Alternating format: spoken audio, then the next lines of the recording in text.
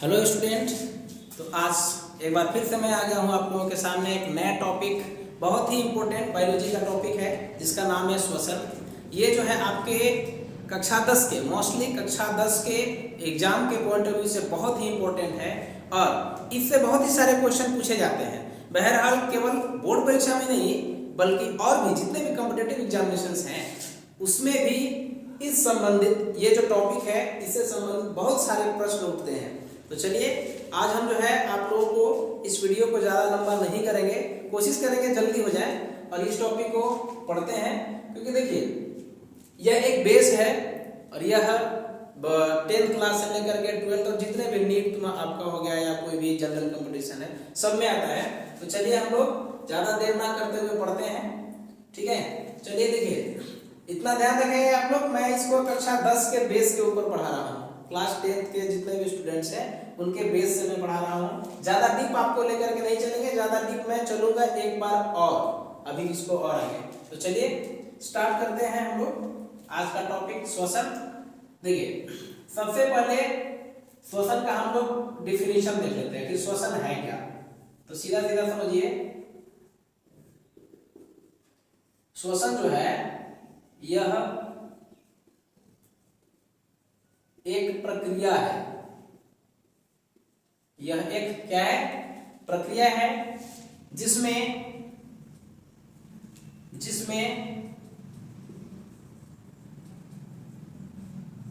Oxygen को अंतर्ग्रहित किया जाता है।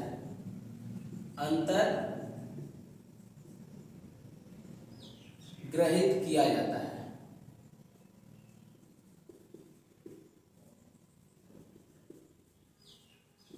सीधा समझिए, ऑक्सीजन को अंतर्ग्रहित किया जाता है। ऐसा नहीं, काफी लोग अगर पूछते हैं तो स्टूडेंट ये जवाब दे देते हैं सर वायु को अंदर लेना, वायु को अंदर लेना ये श्वसन है। ऐसा नहीं है, आप जब वायु को अंदर ले रहे हैं तो वायु के अंदर और भी बहुत सारे तत्व हैं।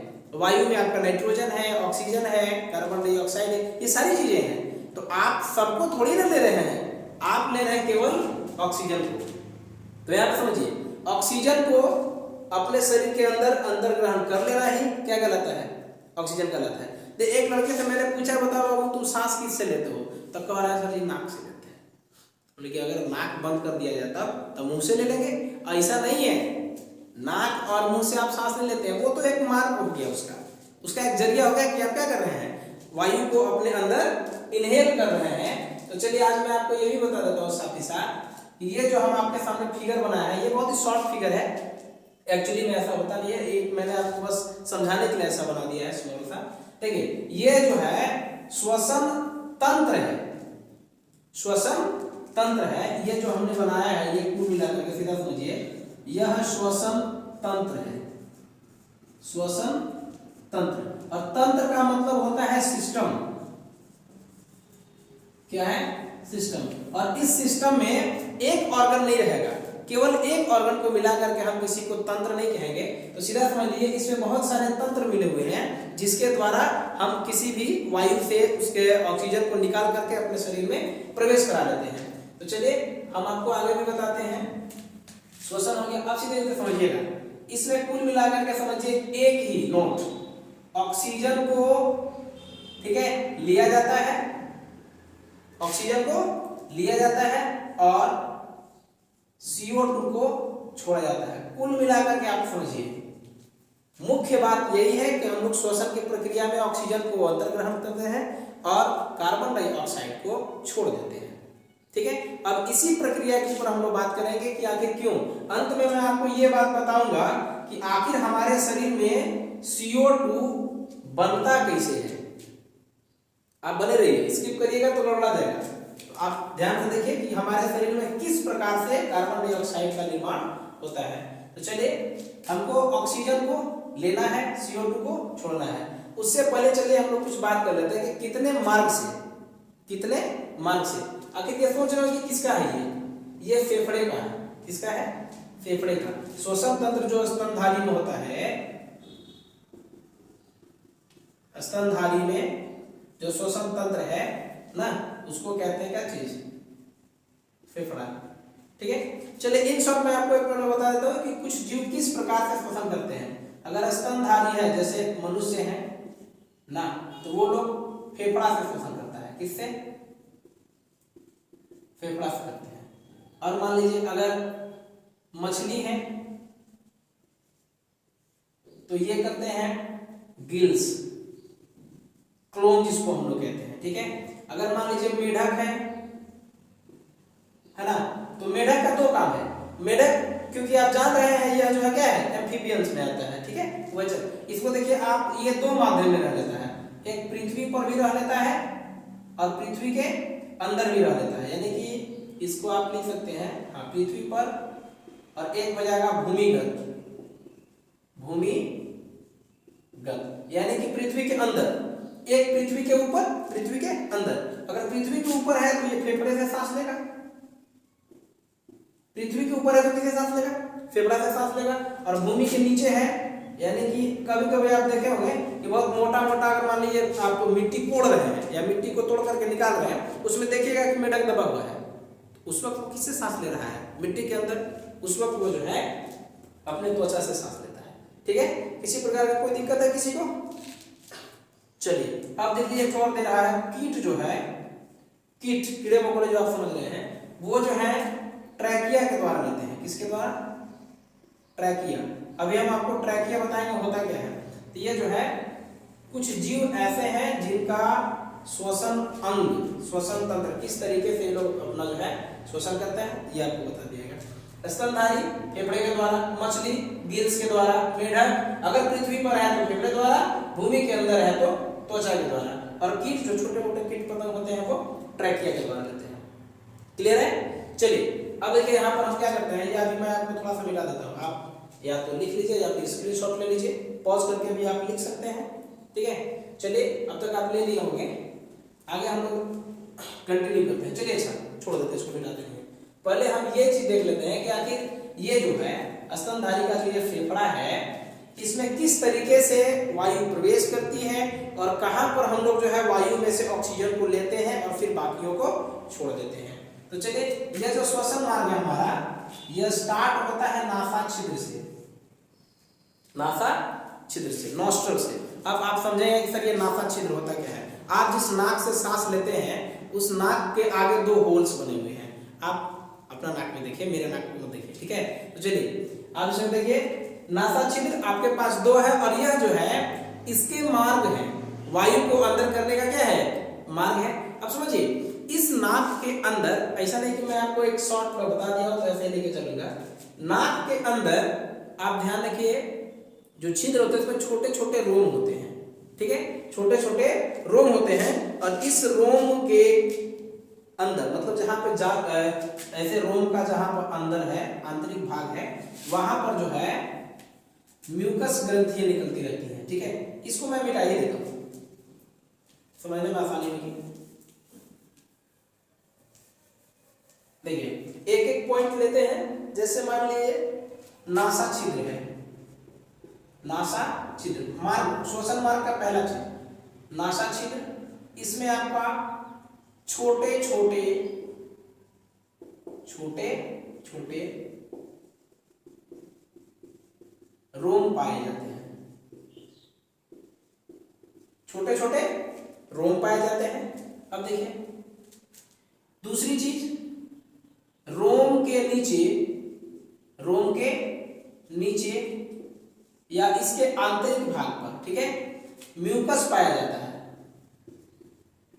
म्यूकस एक तरीके का एंजाइम होता है जो म्यूकोसा से निकलता है, ठीक है, म्यूकोसा से निकलता है। और यह क्या करता है, यह नाक के आंतरिक भाग को, यानी आंतरिक नाक को, आंतरिक नाक को नमी देता है, ठीक है। क्या देता है, नमी देता है।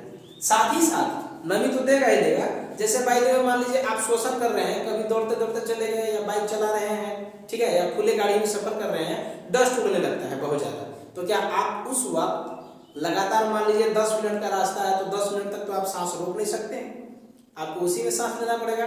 तो आप कहीं ना कहीं उसी धूल कण वाले वायु में ही ऑक्सीजन को ढूंढ लेते हैं। तो उस वक्त जब हम लोग सांस लेते हैं तो वायु में जितने भी मिक्सअप होते हैं धूल, वो भी कहाँ चला जाता है, नाकों में चला जाता है। और ये जो है क्या करता है, यानी कि आंतरिक नाक जो ये म्यूकस है, ये क्या करेगा, हमारे उस डस्ट को सोख लेता है, डस्ट को सोख लेता है, और वही जो है क्या करता है, जो रोम है, रोम के नीचे उसको जमा कर देता है।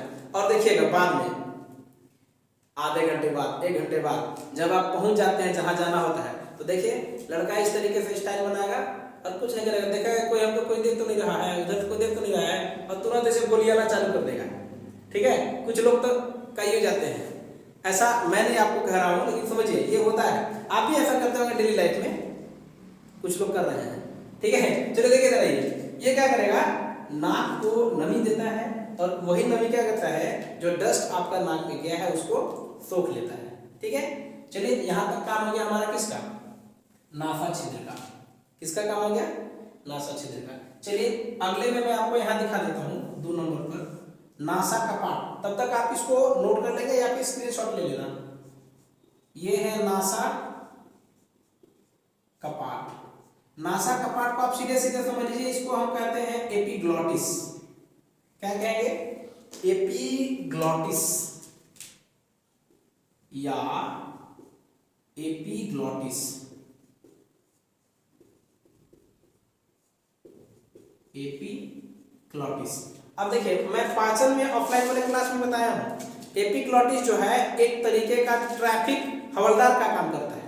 ट्रैफिक हवलदार आप देखे होंगे, उधर से कोई लेफ्ट साइड से गाड़ी आ रहा है तो उसको रोकेगा, इधर वालों को भेजाएगा, इधर से ज्यादा जाम हो जाएगा तो इसको रोकेगा, उसको भेजाएगा। वही काम जो है एपिग्लॉटिस का है। यह हमारा जहां पर भोजन का ग्रसनी और श्वास लेने वाला ग्रसिका जहां पर जाकर के मिली है, वहां पर यह खड़ा रहता है, एक फ्लैप की तरह, ढक्कन की तरह। मैं पाचन पढ़ाऊंगा तो आप लोगों को डिटेल्स में से बता दूंगा। और ये खड़ा होकर के ये देखता है, अगर वायु आप श्वसन के रूप में वायु ले रहे हैं तो ये क्या करेगा, भोजन के नली को ढक देता है।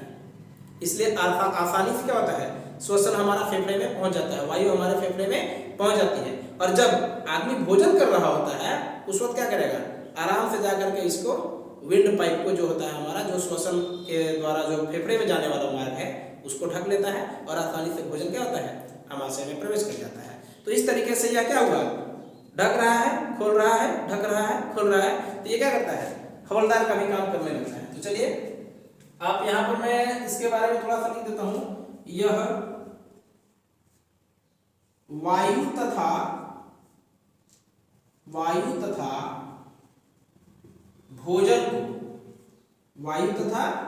भोजन को क्रमशः फेफड़ा एवं आमाशय में, फेफड़ा एवं आमाशय में पहुंचाने का कार्य करता है, पहुंचाने का कार्य करता है। ठीक है, कोई दिक्कत है। नासा छिद्र, वहां से आप श्वसन लेते हैं, यदि किसी प्रकार का धूल कण आ रहा है तो नासा छिद्र उसको वहीं रोक लेता है। ठीक है, बाकी जो बच रहा है, वैसे भी आप जानते हैं हमारे इसके म्यूकस के अंदर लाइसोजाइम एंजाइम होता है, तो सब जैसे जैसे मान लो बैक्टीरिया आ भी रहे हैं उसको वहीं मुंह मार देता है। ठीक है, कैलकुलेशन समझ लीजिए। देखिए यह जो है वायु तथा भोजन को क्या करता है, क्रमशः फेफड़ा और आमाशय में भेजने का काम करता है। और इसको सीधी सी बात आप समझ लेंगे, अगर आप हवलदार वाला कॉन्सेप्ट आपके दिमाग में आ गया है, ट्रैफिक हवलदार का, तो ये वाला आपको ऑटोमेटिक समझ में आ जाएगा। तो चलिए अब हम लोग तीसरे चीज पे चलते हैं, ग्रसनी के ऊपर। तब तक मैं इसको उड़ा देता हूं।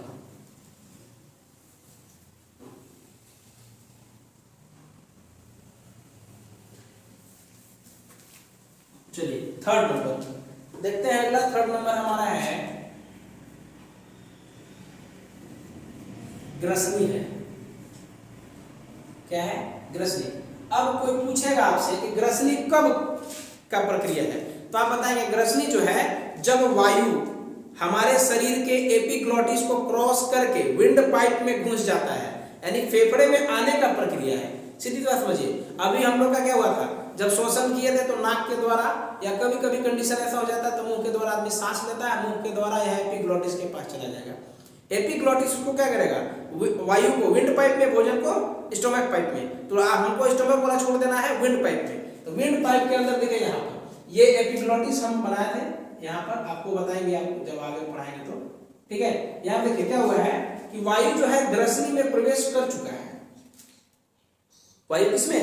ग्रसनी में प्रवेश कर चुका है। और ग्रसनी जो है आपका एक वह माध्यम है जिसके द्वारा वायु आपके ये जो दोनों श्वास नली दिख रहे हैं उसके अंदर प्रवेश करता है। सीधी सी बात समझ लीजिए, ये बड़ा वाला टनल और श्वास नली छोटा टनल, ठीक है।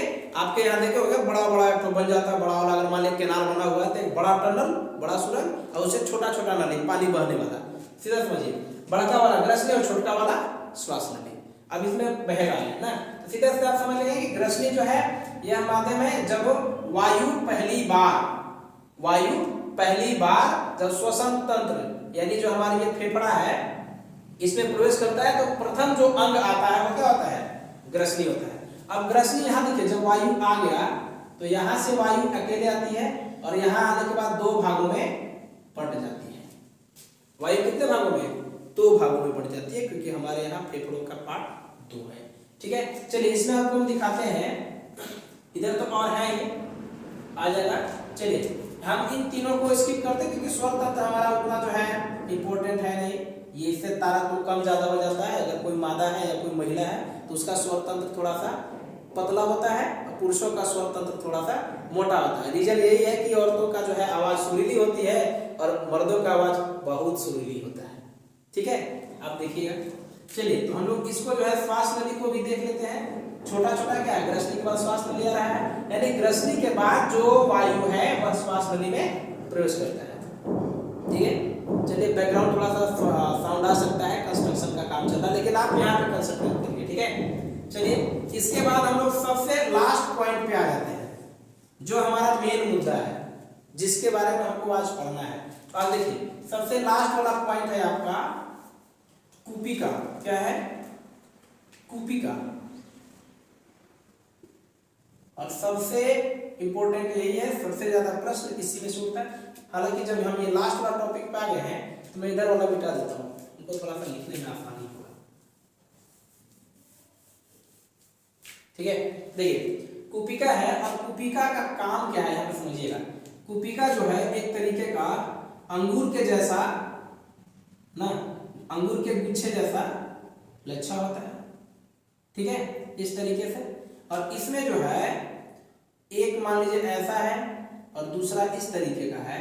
तो इसमें समझिएगा यहां पर जैसे मान लीजिए इसमें वायु प्रवेश कर गया, इसमें एयर प्रवेश कर गया, इसमें भी एयर प्रवेश किया। आप ध्यान से देखिएगा, आप कहेगा तो हम थोड़ा सा और बड़ा बना देंगे, ऐसे में बना दे रहा हूं।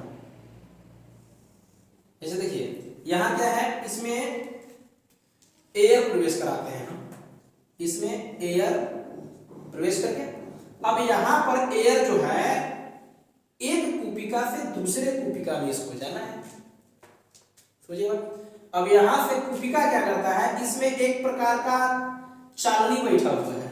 उस चालनी को हम लोग कहते हैं, यहां पर जो बैठा हुआ है ऐसे ना, इसको बोलते हैं एसपीएम। क्या बोलेंगे? SPM, semi permeable membrane, semi permeable membrane, अर्ध पारगम्य झिल्ली, हिंदी में इसको बोलते हैं अर्ध पारगम्य झिल्ली। अर्ध माने आधा, पार हो जाने वाला, गम्य मतलब गति करके, यानी कि जब एक माध्यम से दूसरे माध्यम में गति करने के बाद जब कोई कण एक माध्यम से दूसरे माध्यम में गति करने के बाद जब कोई कण प्रवेश कर जाता है तो उसको बोलते हैं अर्ध पारगम्य। और यहाँ पर आधा पार करने वाला झिल्ली है, इसलिए इसको बोल देते हैं अर्ध पारगम्य झिल्ली, सेमी परमिएबल मेम्ब्रेन। अब देखिए इधर आप, चलिए आगे देखते हैं हम लोग। अब यहाँ पर देखिए इसमें जो है जैसे ही semi permeable membrane oxygen air से ऑक्सीजन को किसको छांट लेता है, ये यहाँ पर ऑक्सीजन को छांटता है। किसको छांटता है? ऑक्सीजन को, और बाकी को इधर ही छोड़ देता है। दूसरी चीज इसका दो काम है, एयर से ऑक्सीजन को छांट करके आगे हीमोग्लोबिन को देना। दूसरी चीज जितने भी हीमोग्लोबिन्स हैं उन सभी हीमोग्लोबिन के पास से पहले से जो ऑक्सीजन जो परिवर्तित होकर के CO2 बन चुका है उन सभी CO2 को वापस करके इसी एयर में मिक्स करना और फिर एल्वियोली के द्वारा इसको वापस भेज देने का काम करता है। कौन? कुपिका का सेमी परमिएबल मेम्ब्रेन। चलिए मैं आपको इसका एक प्रोसेस बताता हूं। जैसे देखिए श्वसन में होता क्या है, जैसे आप स्क्रीनशॉट ले लेंगे समझने के लिए, इसको चाहे यहीं पर भी देख लो, कोई दिक्कत नहीं है। चलिए लो इसको मिटा देते हैं। जब हम लोग सांस लेते हैं तो सांस दो प्रकार से लेते हैं। एक होता है ब्रीदिंग में, देख लीजिए इसको ब्रीदिंग, इसको बोला जाता है श्वासोच्छ्वास।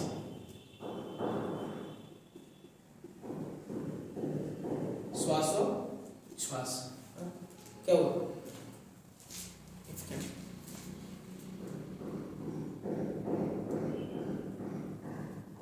चलिए देखिए यहां पर इसको क्या बोलते हैं?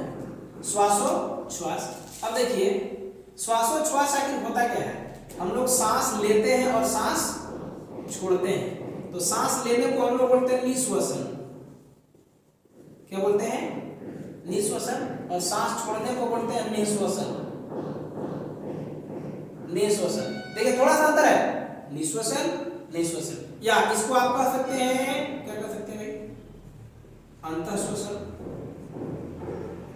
और इसको कह सकते हो बाह्य श्वसन।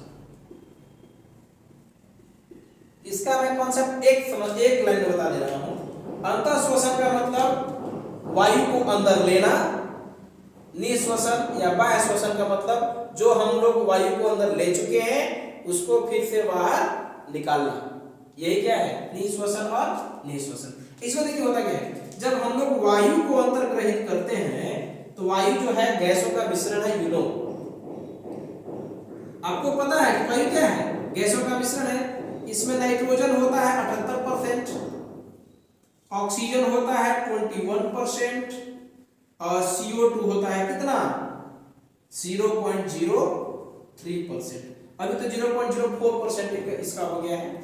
आगे देखिए हम लोग सांस लिए हैं और अभी आपको हम कुपिका में बताए थे कि कुपिका वाला काम क्या है? वो सेमी परमिएबल मेम्ब्रेन के द्वारा पूरे वायु में से केवल ऑक्सीजन को छांटता है और सीधे हीमोग्लोबिन को ट्रांसफर कर देता है। ठीक है, ब्लड ना। आगे देखिए जब हम लोग सांस छोड़ते हैं तो 78% का 78% नाइट्रोजन को हम लोग क्या कर देते हैं? इसको उड़ा देते हैं। मतलब जितना हम लोग लिए हैं उतना क्या करेंगे? इसको निकाल देते हैं। मतलब इसमें किसी प्रकार का कोई इसका सिंथेसाइज नहीं है। दूसरी चीज यहाँ देखिए, अभी मैं आपको बताया था शुरुआत में कि बताऊंगा कि हमारे शरीर में आखिर CO2 बनता कैसे है। CO2 अधिकतर बनता कैसे है? तो देखिए ऑक्सीजन जो है गया तो था हमारे पास कितना? 21% और निकला कितना? 17%। अब देखिए एक लड़का बोल रहा था मेरी क्लास में कि सर हम लोग जब सांस छोड़ते हैं तब खाली CO2 छोड़ते हैं। हमने पूछा बेटा बता का उसको में ऑक्सीजन रहता है? तो बोल रहा नहीं सर ऑक्सीजन नहीं रहता है। आप यहाँ देखिए ऑक्सीजन का पूरा परसेंटेज हम लोग यूज नहीं कर पाते हैं। अगर 100% वायुमंडल का ऑक्सीजन पूरा हम लोग यूज कर पाते तो हॉस्पिटल में ऑक्सीजन मास्क की जरूरत नहीं पड़ती। आप समझ लीजिए वहां पे सिंथेसाइज होता है, 21% जाता है हमारे बॉडी में, हमारी कुपिका उसको क्या करती है? संश्लेषित करती है, संकुचित करती है। तो मात्र 21% का 4% ही उसको ले पाती है, बाकी को सब भेज देता है। और सुनिए ऑक्सीजन तो हमारे शरीर में हमेशा के लिए रहता नहीं। ऐसा नहीं लिए सांस लिया इसी में रह गया, फिर लिए इसी में रह गया, एक दिन से समय आएगा कि हमारा शरीर फट जाएगा इसे। ठीक है, ध्यान देखिए निकल जाता है। अब यहाँ पर कितना था? CO2 कितना था? 0.03%। अब यही वाला जो है CO2 बन गया आपका 4%। कितना बना गया? 4%। ये जो 4% आपका यूज हुआ था हीमोग्लोबिन के साथ, वो कितना बन गया? 4% CO2 बन करके निकल गया। आप इस फंडा को फिर से समझ लीजिएगा। नाइट्रोजन 78% हम लोग लिए, श्वसन छोड़ते समय बाह्य शोषण करते समय नाइट्रोजन को छोड़ दिए, ऑक्सीजन 21% लिए, इसको भी 17% बना करके छोड़ दिया, और वो जो 4% फंसा हुआ था वह CO2 के साथ बाह्य शोषण में 4% बन करके निकल गया। आप काउंट करेंगे तो इधर भी 99%, अब इधर भी कितना 8 7 15 4 19 99% आ गया। मतलब जितना लिए थे उतना दे दिए, जितना खाए थे उतना पचा दिए, जितना कर्जा था उतना चुका दिए। कोई दिक्कत? चलिए अब इसको भी एक बार ले लो। अभी हम समझाते हैं कि अभी हम लोग कहां तक आए थे। श्वसन लेकर के हम लोग कूपिका तक आए थे। कहां तक आए थे? कूपिका तक। अब कूपिका में हुआ क्या समझे। कूपिका में ऑक्सीजन मिला, कूपिका संश्लेषित किया ऑक्सीजन, और ऑक्सीजन किसको दे दिया हुआ? ब्लड को दे दिया। किसको दिया? ब्लड को दिया। अब ब्लड में है हमारा क्या चीज? हीमोग्लोबिन है। ब्लड में क्या है? हीमोग्लोबिन है। तो ब्लड में ऑक्सीजन और हीमोग्लोबिन मिल गया तो बना देते हैं ऑक्सी हीमोग्लोबिन। ये क्या बना देता है? ऑक्सी